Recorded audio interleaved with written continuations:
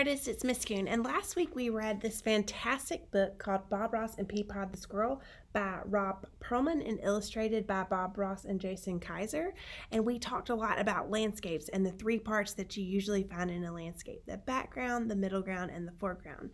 We used chalk pastels and liquid starch to create a mountainous campground scene with our sky, where we used value and we went from a dark to a light.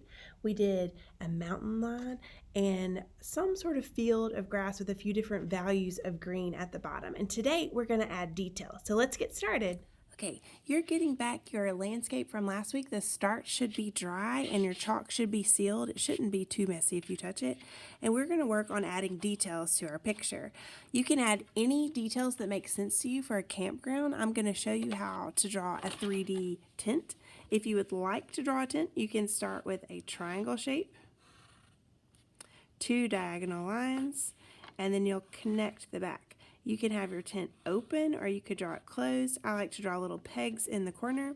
Now, the closer you have your tent to the bottom of your paper, it's in the foreground and it's going to look larger. As you move towards the background, the objects would appear smaller. So if you draw your tent further back, your tent will look smaller. If it's near the horizon line, it's going to be very small, so that you can show distance or depth of space in your art by changing the scale of your objects. If you're drawing a tree and it's near the horizon line right in front of your mountains, that tree would be kind of small. If it's nearer the middle, it would be sort of a medium-sized tree. If it's near the bottom and in the foreground, it would be a larger tree.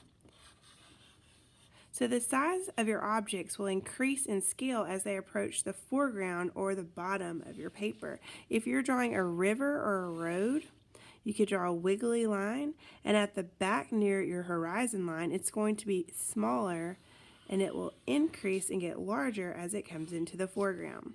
You can add any details that you would like. I'm just asking that whatever objects you draw, that you take your colored pencils and you color inside of those objects so that there is a high contrast and you can see them and not leave objects see-through or clear matching the chalk that's below it. So here I would need to take my colored pencil and I would just color right on top of that chalk, and it will fill in the objects that I have drawn. I'm going to show you one that I have worked on for a little while. It has smaller trees near the horizon line that are in the background. In the middle ground, they're medium sized, and in the foreground, they're larger. I thought of several different objects that you might see at a campground. I have tents, I have a little kayak, a little campfire with camping chairs, a little rope swing. I have a small bunny hiding right behind my tree. You're welcome to draw animals. You can draw people. Maybe you have vehicles or cars or boats. Whatever you would like to add to your landscape would be awesome. You can even draw objects in your sky. Today I want you to use all of your time to add detail to your work. Remember, we're in art for 45 minutes, and I want you to use all of your time today to add details. We're going to put in our time and put in good effort, meaning that we're doing our best, being creative, adding lots of details and ideas and color. We would like high effort and all of our time so that our art ends up in the wow section and not on the weaker side where we've only spent a few minutes and didn't put in much effort. If you land somewhere in the middle of class with 10 to 15 minutes remaining, you're in the I wonder stage, and I want you to think about what you could add. I wonder what it would look like with more detail or more texture or more color. I cannot wait to see what you create.